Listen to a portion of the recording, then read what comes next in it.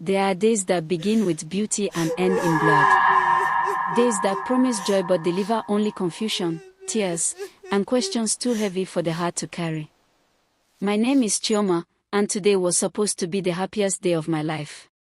But I never imagined that one woman, my own mother, would turn my white dress into a symbol of shame and sorrow. It all started like a dream.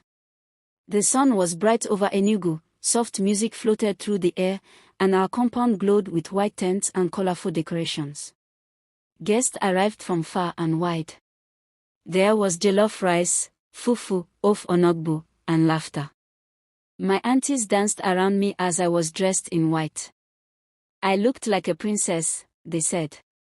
Inside the church, the air was thick with excitement. The scent of roses mixed with the perfume of the guest. My heart beat faster with each step I took down the aisle. I was only 18, and I was about to marry a 35-year-old man, Mr. Obinechukudi, a wealthy businessman. At first didn't agree to this marriage due to the age difference, but I later discovered how nice Obina is. My lovely grandma will not stop pushing me towards him. He stood tall at the altar, smiling nervously. His agbada was cream-colored, matching his cap. Everything felt perfect. But inside me, I wasn't sure. Was it just fear? Or anxiety? Or a warning my body couldn't explain? The priest raised his Bible. We are gathered here today to witness the joining of this young woman, Chioma Okeke, and this man, Obinechukudi, in holy matrimony. My palms were sweating. Do you, Obinechukudi, take this woman to be your lawfully wedded wife? Then it happened. A sharp sound echoed, the creak of the old wooden doors. Heads turned. The congregation gasped. A woman walked in slowly from the back of the church. She was barefoot. Her wrapper was stained with red earth. Her blouse hung loosely, torn in one place. Her hair was wild like dry bush. Her lips moved silently, whispering words no one could hear. She had a small, broken doll tied around her wrist with a dirty ribbon. My eyes widened. My heart stopped. Mama, I'm sorry I didn't invite you. She walked gently down the aisle, as if she had been invited. Some ushers tried to stop her, but she dodged them with ease, giggling like a child. The entire church stared in silence. Obina turned slowly to see what everyone was looking at. Their eyes met. And Obina's body began to tremble. He stepped back once, twice.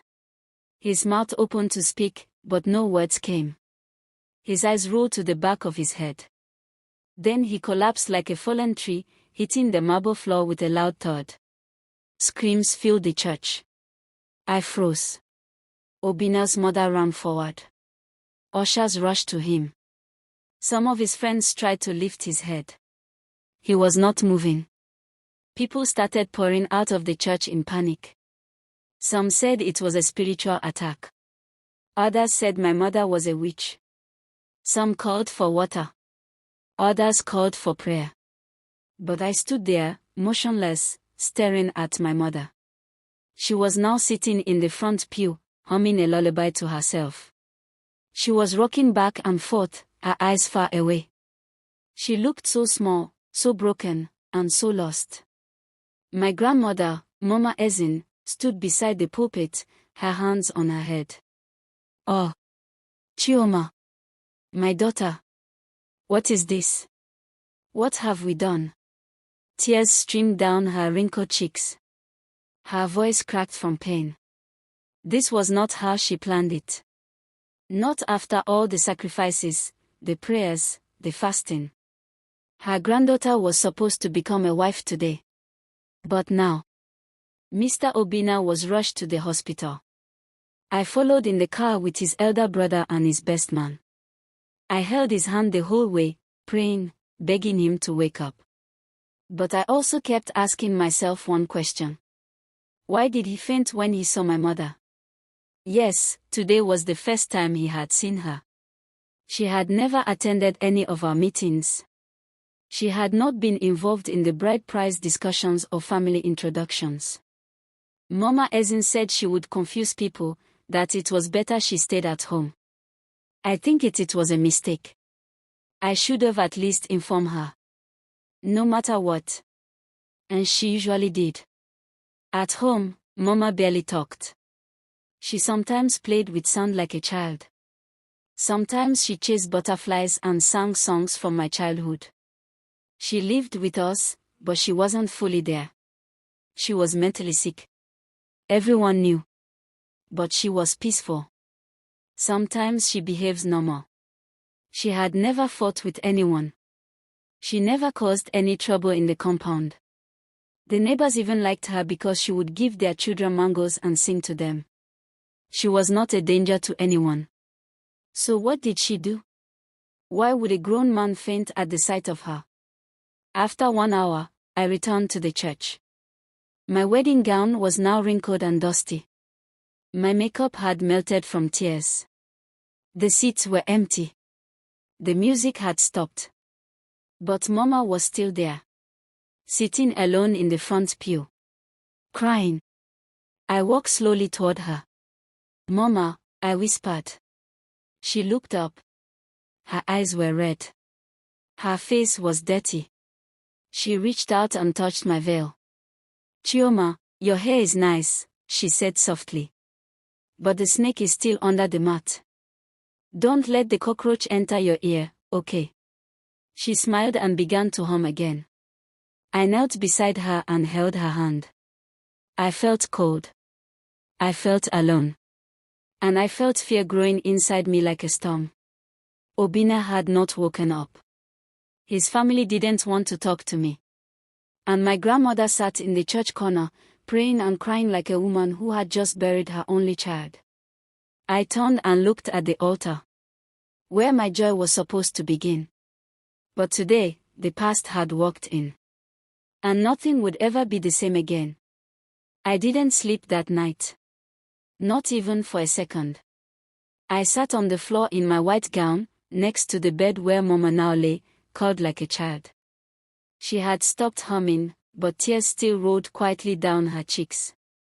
I kept thinking about Obinna, my husband-to-be, who was still in the hospital. Was he awake now? Was he okay? Did he still want to marry me? Or had my mother's presence destroyed everything? I stood up and walked into the kitchen. Grandma was sitting on a wooden stool, stirring pap absent-mindedly. Her eyes were swollen from crying. When she saw me, she patted the bench next to her. I sat. She placed a trembling hand on mine. "Chioma," she began slowly, her voice shaking, "this is the day you've been forcing me to face. The day you must hear the story I have hidden for too long. The story of your mother, my daughter."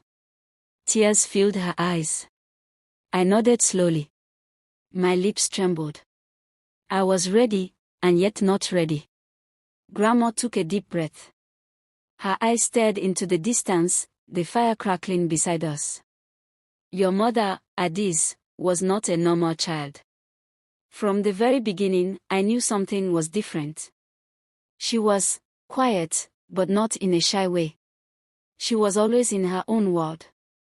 She would sing to flowers, play with stones, and run off to nowhere without telling anyone." A single tear ran down her cheek. But Chioma, she was beautiful. In fact, too beautiful. Her skin was like ripe mango. Her eyes sparkled like morning water. And her smile, it could stop a man's heart. She paused. At age 12, she already looked like a grown woman. People would stop me in the market and say, "Mama Ezin, your daughter is a blessing." But I was afraid. Because that kind of beauty can become a curse. I wiped my tears silently. She would run off for hours and return covered in dust. She would laugh for no reason, talk to herself. But she was gentle. Never angry, never violent. Just lost in her own world. Then Grandma's hands began to shake. One day, she went missing. For 3 whole months, Chioma. I looked for her everywhere. I went to churches. I went to shrines.